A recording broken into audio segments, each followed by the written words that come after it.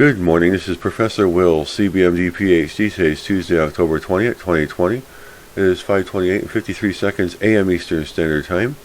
And this is a continuation of microbiological research. So let's hop to it here. Cell shape. The shape of cells, although in general importance of bacteriology, plays a special role in the identification of stalk, budding, or shelf bacteria, as well as within the physiological group of the phototrophic bacteria, especially the cyanobacteria. In medical microbiology, cell shape is especially important for the identification of fusiform bacteria, coroniform bacteria, spirochete, spirilla, and vibrios.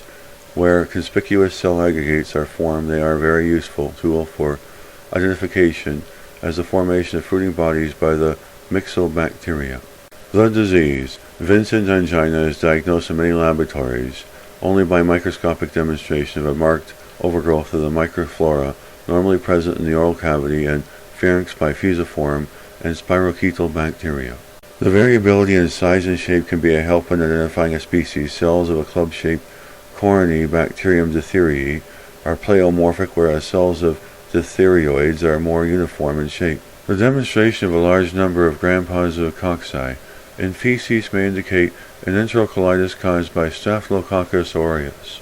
And the appearance of gram-negative diplococci in cerebrospinal fluid suggests a meningitis with Neisseria meningitis as the etiological agent.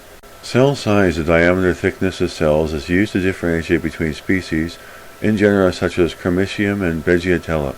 Due to the reproductive patterns of bacteria, in most cases, the diameter of a cell is more stable property than its length. Cellular motility. Motility of cells may not be a generally stable character, although it is important in the identification of various groups of gliding bacteria. Since the great variability in motility occurs within the Enterobacteriaceae, motility is of comparatively little importance there.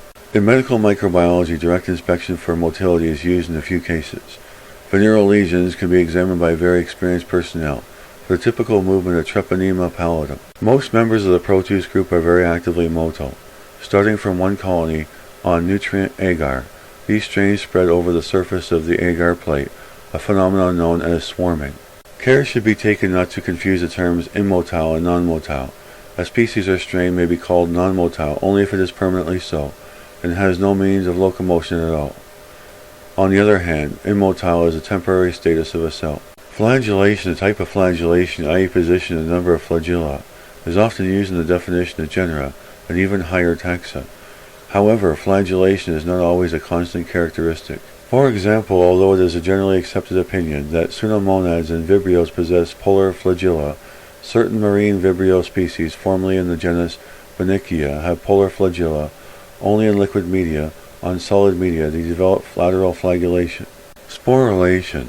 The presence of spores or the ability to form spores under limited nutrient conditions is of great importance since positive endospore formation aids in rapid identification. The only endospore-forming bacteria have clinical importance belong to the genera Bacillus and Clostridium. The ability to form endospores has therefore a great distinguishing value. Since sporulation of human pathogens is not common in original clinical material, or in media used for the isolation of bacteria, subculture of special spore-forming media is often helpful for demonstrating the spores.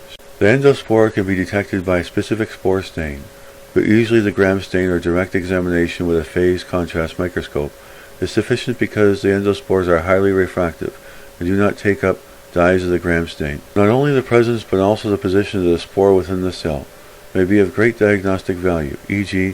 for the identification of Clostridium tetani and C. bacillonum. For the identification of actinomycetes, the shape and color of their conidiospores are of great importance. Good day, this is Professor Will, CBMD, PhD, on microbiology, bioinformatics, and computer science. Well, hope you enjoyed listening. Until next time, have a great day.